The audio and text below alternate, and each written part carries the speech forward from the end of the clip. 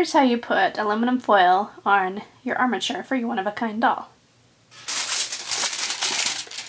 First, you just grab a square of foil. This is probably 6 by 7 inches or so. And I like to kind of wrap it down the leg so it can kind of twist around a bit. And also over the body.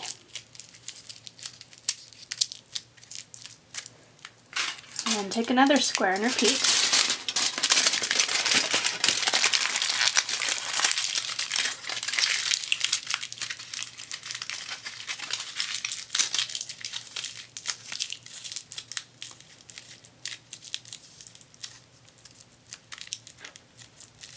Okay, so the main thing is you want the thickness of the foil to be the same on both sides. So now I'll continue with more squares. For these lower legs, I'm going to use another piece, and I'm just going to kind of wrap it loosely down at this lower part, and then more tight up at the top because it already had so much foil on it. So I don't want to really add much bulk to that. And that's about right. You just want it to taper down so it'll help to bulk out the calf here. Then I'm going to take another small piece to catch up this other side. And again, if you have it too bulky, you can just squeeze it in a bit.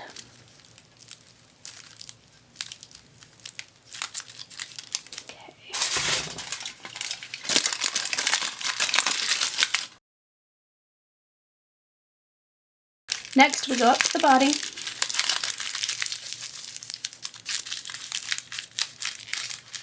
And then you just want to kind of try to keep it in line, keep that spine straight. You can use small pieces if that's all you need. Just adjust the foil to what is needed there. Okay, and then the back's going to arch in a little bit. And the butt's going to poke out a little bit.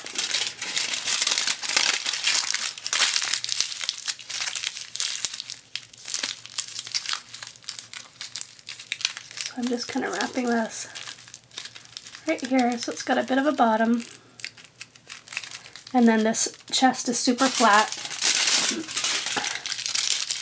So I'm going to grab some foil and just wrap it here.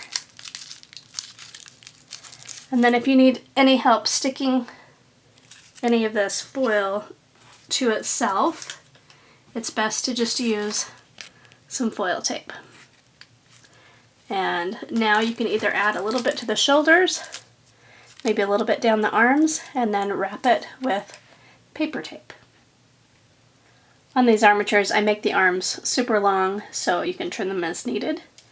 And when I'm putting the paper tape on, I have like about a 2 or 3 foot strip. And I like to wrap it around the center to really secure it well. And then kind of go through the legs and the hips.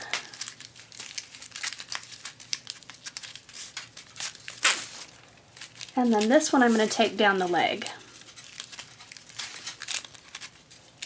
And as you wrap it, you just want to make sure that you are layering it so the paper tape will stick. And this paper tape is coated with wax, and that helps it stick to itself. Then it also provides a great surface for your polymer clay to adhere to. This also covers the foil, so you just have white that's underneath, so you won't have any clay that got thin, you know, having the foil look dark through it. And as you go, you can see that leg really thins out a bit. And that's what you want, is just a very skinny version of the legs that you want to create, because you'll be adding at least 1/4 of an inch of clay to this. So think very, very skinny. And then at the end, I just keep twisting it in place. And there we go. Now this particular armature has a hollow rod. This is a brass tube that's embedded into the leg, so it will be able to go onto a rod that's in a base. So it will just slide on, just like that. And then this rod down here will be embedded into a base. So just repeat for the arms and legs, and then you're done. And then usually I cut this wire right here so it will straighten out and then give you a way to slide the head on, and then later you have a little loop up here to hang the doll as you're sculpting it. So here is the finished armature, and I make the legs a little bit long as well so you can trim them as needed. Definitely these arms you'll probably trim till about here or so, but I leave them long because if you want to do a bent pose or something, sometimes you need more wire. So just trim it as needed, and that is it. You can kind of play around with it a little bit to make sure it's nice and straight, shaped the way you want it to be. And then you can even use this for doing poses and trying to decide, you know, what do you really want your doll to look like. So they're very handy, and that is usually what you find inside of a polymer clay doll that's one of a kind. For instance, right here I have a little mermaid doll that I'm working on. I have her in a baggie so she stays dust free, but inside of her she has an armature just like this one, except it was mermaid shaped. But that's how they look. So if you want one of these armatures and you don't want to make one yourself, you can find them at makingfairies.com. I have many that I have put together, and then that will save you more time that you can spend sculpting.